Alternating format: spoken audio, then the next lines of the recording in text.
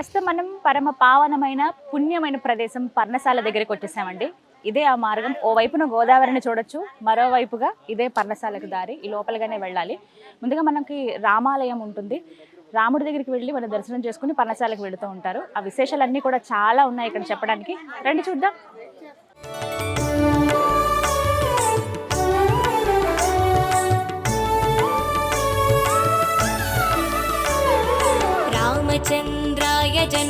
లోపలికి మనం అడుగు పెట్టగానే ముందుగా ధ్వజస్తంభం దర్శనమిస్తుంది. ఒకసారి దండం పెట్టుకుందాం. శ్రీరాముల వారి పాదాలు ఉంటాయి ఇక్కడ. రామచంద్రాయ జనక రాజ మనోహరాయ మామకాభీష్టదాయ మహిత మంగళం కోసలేశాయ మందహాసదాస భూషణాయ వాసవాది వినుత సత్వరాయ మంగళం. దర్శనం ఎంత చక్కగా జరిగిందో తెలుసా? చాలా సుందరంగా ఉన్నారు. మూర్తులన్నీ కూడా చాలా చక్కగా ఉన్నాయి. అలంకరణ అవన్నీ కూడా అద్భుతంగా ఉన్నాయి. అయితే ఇక్కడ రాముడు శోకరాముడిగా కొలువై ఉన్నారండి. ఇక్కడ విగ్రహాలు కూడానండి, ముందు శ్రీరామచంద్రుల వారు, మధ్యలో సీతమ్మ వారు, ఇటుపక్కగా లక్ష్మణుడు వారు. అంటే ఒక రక్షణ వ్యవస్థలా. ఇదంతా అటవీ ప్రాంతం కదా, ఇద్దరు చెరువు పక్క రక్షణగా ఉన్నట్టుగా మనకు కనిపిస్తుంది. కానీ ఇక్కడ రామయ్య విగ్రహం చూసినప్పుడు, ఆయన మోము చూసినప్పుడు ఆ బాధని నేను అర్థం చేసుకున్నాను. ఎందుకంటే ఈ ప్రాంతమే ఇక్కడి నుంచే కదా సీతమ్మ వారిని రావణుడు ఎత్తుకు వెళ్ళిపోతారు. అంటే భార్య వియోగం ఆయనకి ఉంది అక్కడ. అంటే దూరంగా ఉన్నారు ఆవిడ, ఆ శోకంలో రామచంద్రుడు ఉన్నాడు కాబట్టి అది ప్రతిబింబిస్తూ ఉంటుంది ఆయన మోములో. అందుకే శోకరాముడిగా ఇక్కడ కొలువై ఉన్నారనమాట. అయితే ఇక్కడ ప్రత్యేకత ఇంకోటి ఏంటంటే, ఏవైతే భద్రాద్రి ఆలయంలో పూజ కార్యక్రమాలు జరుగుతాయి, ఎటువంటి క్రతులు అయితే జరుగుతాయో అన్నీ ఇక్కడ కూడా జరిపిస్తారన్నమాట. ప్రతి కార్యక్రమం, అది కళ్యాణం కావచ్చు, ఏ క్రతువైనా చిన్న పెద్దది, పసుపు కొట్టడం కావచ్చు, మామూలుగా చేసే అంకురార్పణలు కానీ, అభిషేకాలు కానీ, అవన్నీ అక్కడ ఆలయంలో ఏ విధంగా అయితే జరుగుతాయో ఇక్కడ కూడా అదే విధంగా జరుగుతాయి. ఇది ముందుగా మనం పర్ణశాలకు లోపలికి రాగానే ఆ రాముడి దర్శనం చేసుకోవచ్చు. ఆ తర్వాత పర్ణశాల ఏదైతే స్వామివారి కుటీరం అవి ఏర్పాటు చేసుకున్నారో ఆ ప్రదేశానికి వెళ్దాం.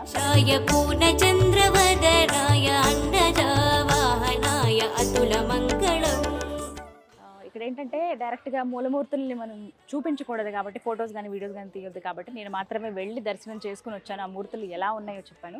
మీరు వచ్చినప్పుడు ఖచ్చితంగా స్వామివారి దర్శనం చేసుకుని అప్పుడు పర్ణశాల దగ్గరికి వెళ్ళండి. అవన్నీ వీక్షించవచ్చు. అక్కడ చెప్పడానికి కూడా మనకి చాలామంది గైడ్స్ ఉంటారు, ఎక్స్ప్లెయిన్ చేస్తారు ఏంటి అనేది. అవన్నీ కూడా నేను ఇప్పుడు మీకు చూపిస్తాను. ఎవరైతే ఇప్పటివరకు పర్ణశాలకి రాలేదో వారికి అర్థమయ్యే విధంగా ఈ వీడియోలో నేను మీకు చూపిస్తాను.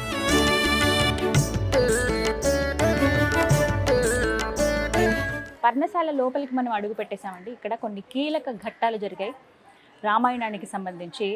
అరణ్యవాసం ఏదైతే 14 సంవత్సరాలు ఉందో ఆ అరణ్యవాసంలో చివరి 2.5 సంవత్సరాలు, అంటే 2 సంవత్సరాల 6 నెలల కొన్ని రోజులు ఇక్కడే స్వామివారు ఒక కుటీరంలో గడిపారని చెప్తారు.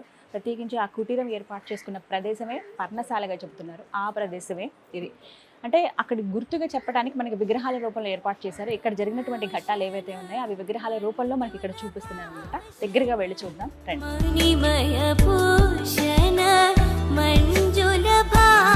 ఇక్కడే ఇదే ప్రదేశంలో శ్రీరాముల వారు, సీత అమ్మవారు, అలాగే లక్ష్మణ స్వామి వారికి ఒక కుటీరం అనేది ఏర్పాటు చేసుకున్నారు. ఇప్పుడంటే ఇలా డెవలప్ అయ్యి ఇక్కడ కొన్ని బిల్డింగ్స్ లాగా ఇక్కడ మనం ఇలా చూస్తున్నాం. కానీ ఒకప్పుడు ఇదంతా కూడా దట్టమైన అటవీ ప్రాంతం అండి. ఎంత అడవంటే కనీసం మనుషులు కూడా వెళ్ళలేంది. అలాంటిది ఎక్కడే అయోధ్య, ఎక్కడే ఇక్కడ భద్రాచలం కావచ్చు, పర్ణశాల, అసలు ఎంత దూరం ఉంటుంది. ఒక్కొక్కరంటే ఎక్కువ రోజులు కూడా గడిపింది పర్ణశాలలోనే అని చెప్తారు. ప్రత్యేకించి రాముల వారు అయోధ్యలో ఆయన యవ్వన కాలం వరకు, అంటే వివాహం జరిగే ముందు వరకు అక్కడ ఉన్నారు. తర్వాత పట్టాభిషేకం అయిన తర్వాత రాజుగా ఆయన పరిపాలించారు అయోధ్యలో.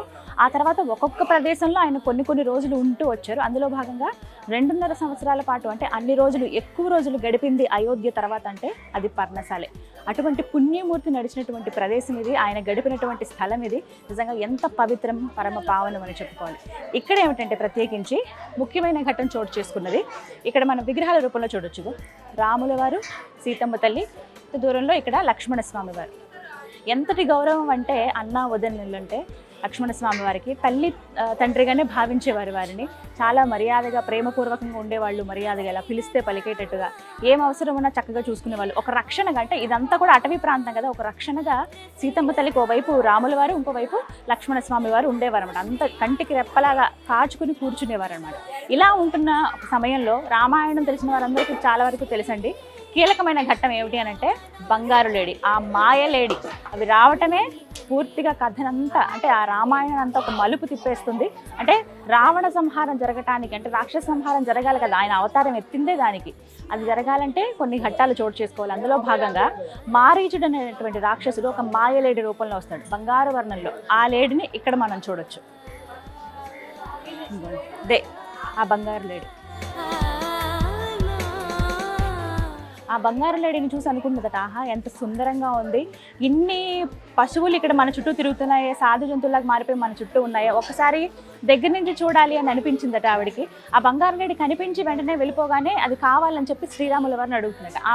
ఆమె రాముల వారిని అడుగుతున్నటువంటి దృశ్యం అనమాట ఇది. ఇక్కడ చూపిస్తున్నారు. ఇక్కడ ఉండి స్వామి నాకు ఆ బంగారు లేడి కావాలని. సాధారణంగా చెప్తారు, వివాహం జరిగిన తర్వాత శ్రీరాముల వారిని సీతమ్మ ఏ కోరిక కోరలేదంట. కనీసం ఇలా నాకు ఈ వస్తువు కావాలనో, ఆవిడ రాజకుమారి ఆయన రాజకుమారుడు, అయితే నాకు ఇలా భోగాలు కావాలనో ఇలా ఉండాలనో ఏ రోజు ఏమీ అడగలేదు.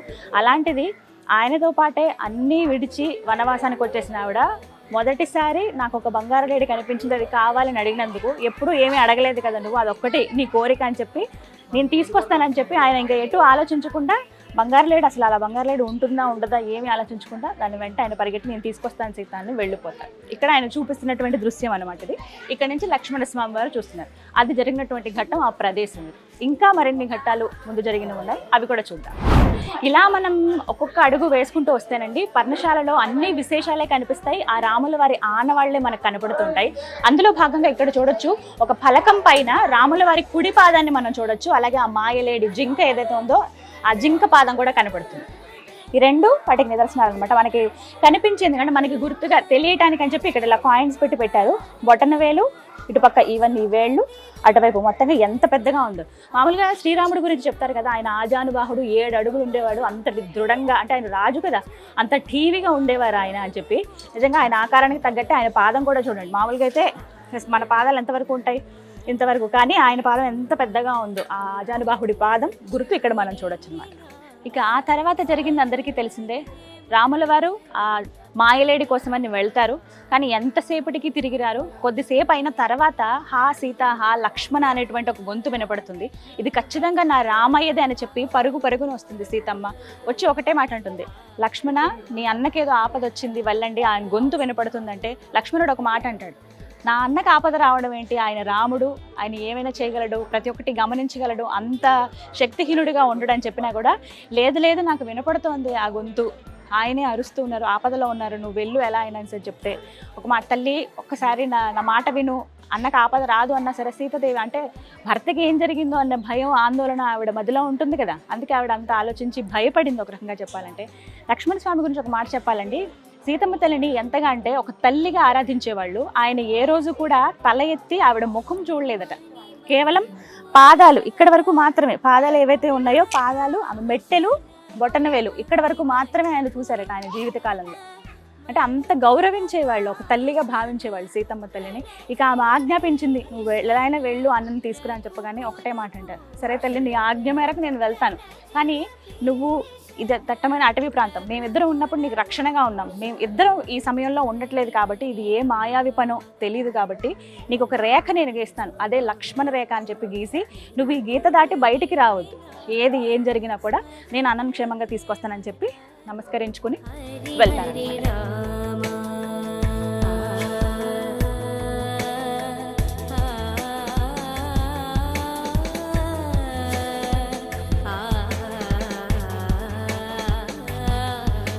ఇక ఆ తర్వాత జరిగింది, రాముల వారు వెళ్ళిపోయారు, లక్ష్మణస్వామి కూడా ఆయన్ని వెతుక్కుంటూ వెళ్ళారు. అసలు రావణుడికి కావాల్సిందే అది, సీతమ్మ తల్లి ఒంటరిగా ఉన్నప్పుడు. అంటే సీతమ్మ తల్లి గురించి అండి ఇక్కడ ఆనవాళ్ళు కూడా కొన్ని చూసే ఉంటారు. దగ్గరలో సీతమ్మ చీర అని చెప్పి ఒక ప్రాంతం ఉంది, ఆ ప్రాంతానికి దగ్గరలోనే శూర్పణఖ ఎవరైతే ఉన్నారో ఆవిడ రాముడి వైపు వచ్చి నన్ను వివాహం చేసుకొని చెప్పి తనని అడగటం కానీ, నాకు వివాహం అయిపోయింది, నిత్య యవ్వనుడు లక్ష్మణుడు ఉన్నాడు, కావాలంటే అక్కడికి వెళ్ళు, తనతో మాట్లాడి నా సోదరుడు అని చెప్పి అక్కడికి పంపిస్తే విసిగిచ్చారని చెప్పి, తన ప్రవర్తన బాగాలేదని చెప్పి తనకి బుద్ధి చెప్పాలనే ఉద్దేశంతో ముక్కు చెవులు కోసేస్తారు లక్ష్మణుడు. ఆ ఘట్టం జరిగింది కూడా ఈ ప్రాంతంలోనే. అది తెలుసుకుని వెళ్ళి తన అన్నని రెచ్చగొడుతుంది శూర్పణఖ, నాకు ఈ విధంగా చేశారు వీళ్ళు, కానీ వాళ్ళ భార్య సీతాదేవి ఉంది ఎంత అందగత అంటే అందచందాల గురించి, సీతమ్మ తల్లి అందచందాల గురించి చాలా విడమరచి ఇంకా ఎక్కువగా అతి చేసి చెప్తుంది అనమాట. మామూలుగానే ఆవిడ చాలా అందంగా ఉంటుంది, అత్యంత సుకుమారి, మహాసాత్వి. ఆమె గురించి ఇంకా ఎక్కువ చేసి చెప్పేటప్పటికి రావణుడికి ఇంకా కోపం వస్తుంది. నా చెల్లికి ఇంత అవమానం చేస్తారా, ఆ సంగతి ఏంటో నేను చూస్తానని చెప్పి ఇలా ఒక సాధువు రూపంలో అంటే భిక్షగాడి రూపంలో ఈ విధంగా రావణుడు వస్తారన్నమాట. వచ్చి ఎలా అయినా సరే సీతాదేవిని బయటికి తీసుకురావాలి. లక్ష్మణుడేమో ఒక లక్ష్మణ రేఖ గీశాడు. బయటికి రావడం అనేది అసాధ్యమే. ఈ నేపథ్యంలో ఇక్కడ ఈమె రావటము, ప్రత్యేకించి ఒక భిక్షగాడి రూపంలో రావటం, భవతీ భిక్షాందేహి భవతీ భిక్షాందేహి భవతీ భిక్షాందేహి అని 3 సార్లు అరిచేటప్పటికి ఈమె పరుగు లోపల వస్తుంది. ఇంట్లో ఎవరూ లేరు, ఇలాంటిదేమో ఆకలితో వచ్చాను భవతీ భిక్షాందేహి నాకు భిక్ష వెయ్యమ్మా అని అడుగుతారు. అడిగితే ఇంట్లో ఏముంటాయండి, అడవిలో సాధారణంగా ఫలాలు కానీ ఆ దుంపలు కానీ ఏవో అక్కడ దొరికేటువంటి చిన్న చిన్న ఉంటాయో తినదగినవి అవి మాత్రమే వచ్చి తీసుకోండి లోపలికి అని చెప్తుంది సీతాదేవి. కానీ ఈయన రావాలంటే లక్ష్మణ రేఖ దాటి వెళ్ళాలి. అత్యంత శక్తివంతమైనది. ఆయన రాలేడు, మాయావి కాబట్టి.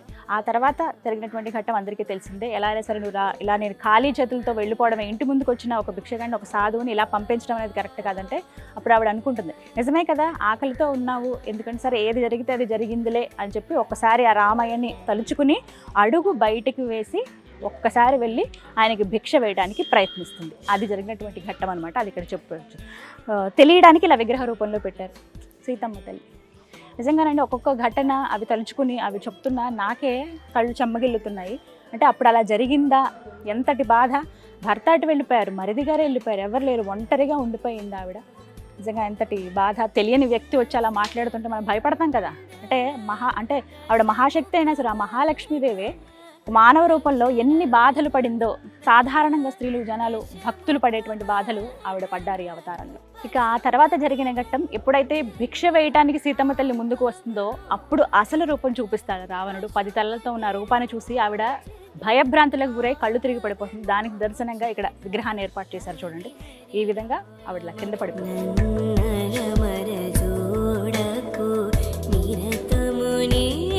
ఒక మాట చెబుతూ ఉంటారు, రావణ బ్రహ్మ ఎవరైనా కోరుకున్నప్పుడు ఒక స్త్రీతో ఆయన వెళ్ళాలి అనుకున్నప్పుడు ఆ స్త్రీ అంగీకరిస్తేనే వారిని ముట్టుకోవాలి, లేకపోతే అది ఒక శాపంగా ఆయనకు మారుతుంది అనేటువంటి ఒక శాపం ఆయనకి ఎప్పటి నుంచో ఉంది.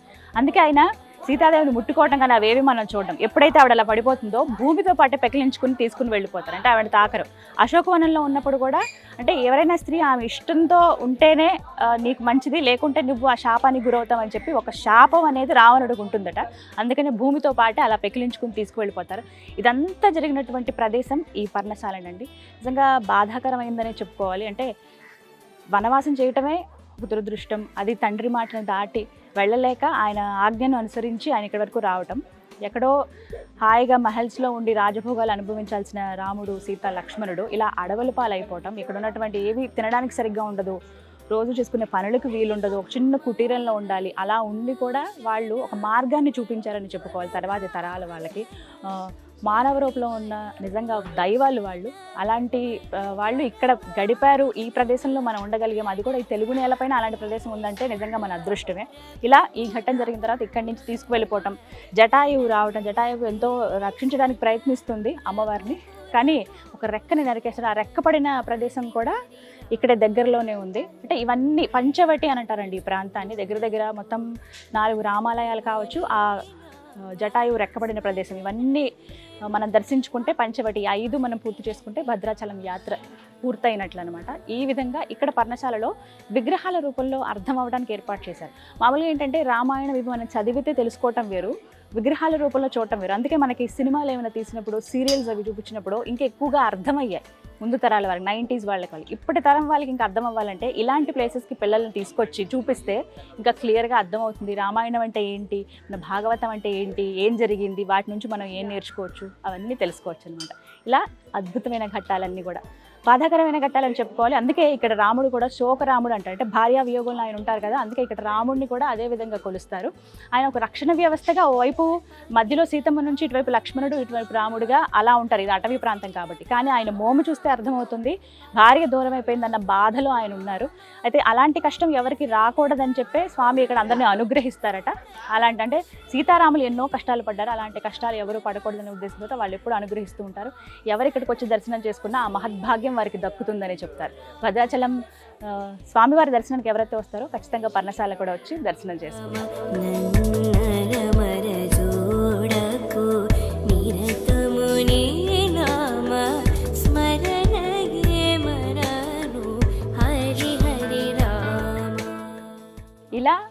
పర్ణశాల, ఇదంతా కూడా పర్ణశాల ప్రాంతమేనండి. పక్కనే మనకి గౌతమి తీరం అంటే గోదావరి నది ప్రవహిస్తూ ఉంటుంది. ఇక్కడ నుంచి అమ్మవారు అంటే ఇక్కడ కుటీరం ఏర్పాటు చేసుకున్నప్పుడు రాముల వారు, లక్ష్మణుల వారు, అలాగే సీతమ్మ తల్లి వీళ్ళందరూ కూడా ఇక్కడే స్నానాదులు ఆచరించేవాళ్ళు. ప్రత్యేకించి 5 రోజులు మాత్రం అమ్మవారు సీతమ్మ చీర అనే ఇంకో ప్రాంతం ఉంది, అక్కడికి వెళ్ళేవాళ్ళు అనమాట. ఇదంతా కూడా పవిత్రమైన ప్రదేశమే. అయితే రామయ్య ఎక్కడుంటారో, రామబంటు హనుమాన్ కూడా అక్కడే ఉంటారు కదా, అందుకే ఇక్కడ విగ్రహాన్ని ప్రతిష్ఠించారు. వాస్తవానికి ఈ ఘటన అంతా జరిగేటప్పటికీ ఇంకా ఆంజనేయ స్వామి అక్కడికి రాలేదు, వారిని కలవలేదు రామయ్యని. ఎప్పటి నుంచో ఆయన భక్తుడే కానీ రామచంద్రుడిని ఇంకా కలవలేదు అప్పటికి. కానీ రాముడు ఉన్న దగ్గర ఖచ్చితంగా హనుమాన్ ఉంటారు కదా, వారి విగ్రహాన్ని ఇక్కడ పెట్టారు. ఇక్కడ దీపాలు అవి వెలిగిస్తారనమాట. ఇక్కడ నుంచి ఇంకా అలా ముందుకు వెళ్తే మనం ఇక్కడ ఒక శివాలయం కూడా చూడొచ్చు, ప్రత్యేకంగా ఉంటుంది. సాధారణంగా పార్వతీదేవి సమేతంగా శివయ్య కొలువై ఉంటారు, కానీ ఇక్కడ గంగా గౌరీ సమేతంగా ఆ శివయ్యను మనం దర్శనం చేసుకోవచ్చు. పదండి వెళ్దాం.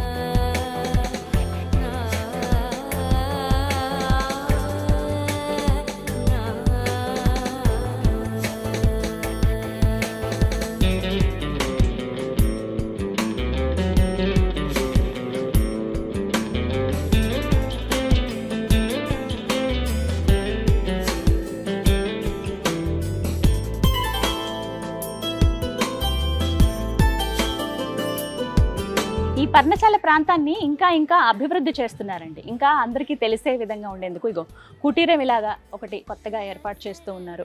అలాగే మరోవైపు విగ్రహాల రూపంలో పెడతారు. ఇగో ఇక్కడ రావణుడి విగ్రహం, మరోవైపు ఇటుపక్కగా రాముడు ధ్యానంలో ఉన్నటువంటి విగ్రహం అన్నమాట. ఇది ఇలా కొన్ని విగ్రహాలు ఏర్పాటు చేస్తున్నారు. ఎందుకంటే ఈ ప్రాంతం అంతా కూడా పవిత్రమైనదే.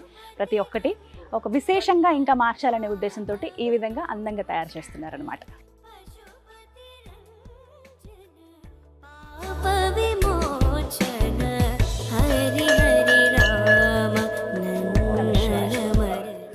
గౌరీదేవి, గంగమ్మ తల్లి, రామలింగేశ్వరుడు నిజంగా చాలా ప్రత్యేకంగా కనపడుతుంది. సాధారణంగా మనం చూసేది పార్వతీ అమ్మవారితో, లేకపోతే ఆ లింగానికి అంటే ఆ శివయ్యకే వివిధ పేర్లు ఉంటాయి, వివిధ రూపాల్లో ఉంటారు. కానీ ఇక్కడ గంగా గౌరీ సమేతంగా ఆ రామలింగేశ్వరుడి దర్శనం మనం చేసుకోవచ్చు అనమాట. అందరికీ తెలిసిందేగా ఆ రామ ఎప్పుడు శివుడిని పూజిస్తూనే ఉండేవాళ్ళు. సైకత లింగాన్ని ఏర్పాటు చేసి ఆ శివుడికి పూజ చేయటం కావచ్చు. ఇలా మరోవైపు శివయ్యేమో రాముడికి పూజ చేసేవాళ్ళు. అంటే శివకేశవులిద్దరికీ భేదం లేదు అని చెప్పేందుకు ఇలా ఎన్నో నిదర్శనాలు ఉన్నాయి. అది రామాయణంలో మనం ఎక్కువగా చూస్తాం, భాగవతంలో మనం చూస్తాం, ఇలా రకరకాలుగా. కానీ అన్ని అత్యద్భుత ఘట్టాలే. ముందుగా వినాయక స్వామి, సుబ్రహ్మణ్య స్వామి, అమ్మవారు, ఇలా ప్రతి ఒక్కటి కూడా ఇక్కడ చూడొచ్చు. నవగ్రహాలు ఇవన్నీ కూడా అంటే పర్ణశాలకు వచ్చిన భక్తులు కేవలం ఆ రామయ్యని చూడటము, రామాయణానికి సంబంధించినటువంటి కొన్ని ఘట్టాలని అది వీక్షించడమే కాదండి, ఆ శివయ్య దర్శనం కూడా చేసుకోవచ్చు.